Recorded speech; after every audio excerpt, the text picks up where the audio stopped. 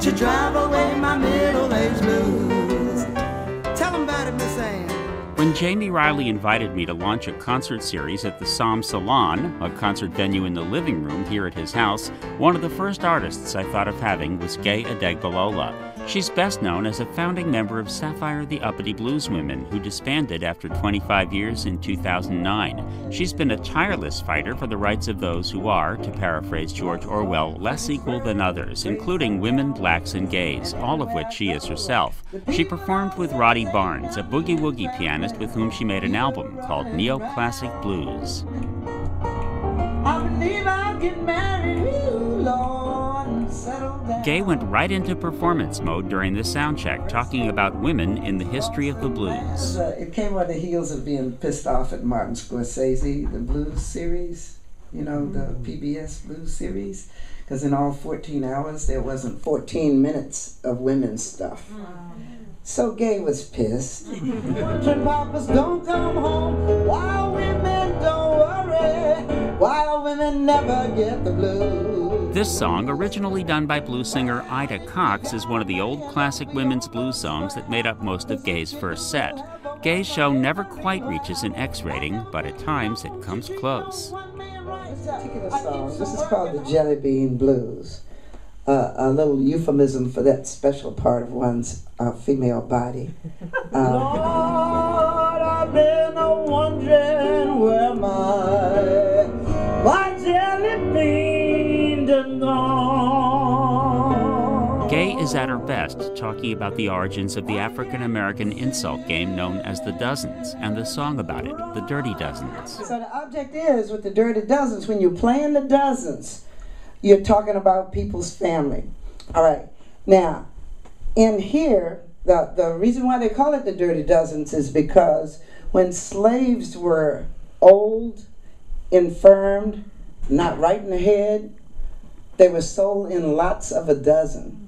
And the worst thing that you could say about somebody was that they were stuck in the dozens, that they weren't fully developed slaves. They weren't good slaves. Yeah, I mean, can you get to that? You're a bad slave, so you're sold in lots of a dozen, and they were called the Dirty Dozens. Okay? She said, I can't stop now. I'm feeling great. Well, she's a running mistreater, a liar and a cheater. I'll stick you in the dozen. Your pappy is your cousin, and your mama do the Lordy Lord.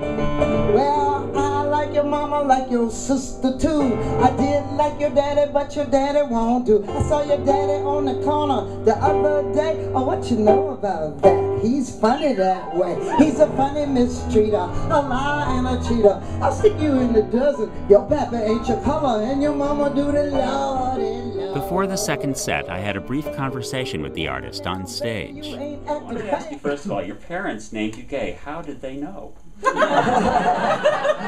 Well, I was named Gaye at a time when it just meant happy, and they got fancy, like most black women do when they name their babies.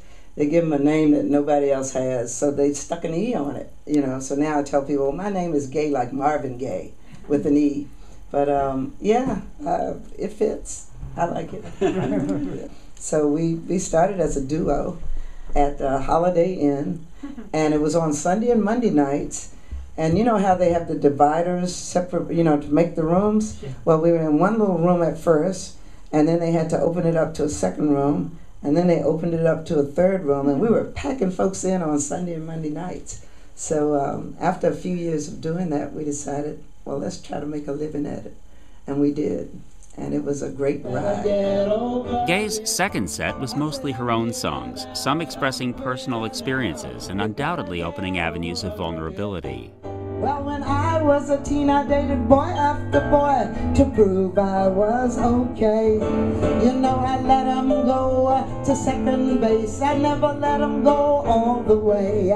Well, I didn't like their kisses, I didn't like their touch. My shame turned into fear. But now times have changed, and I love being queer.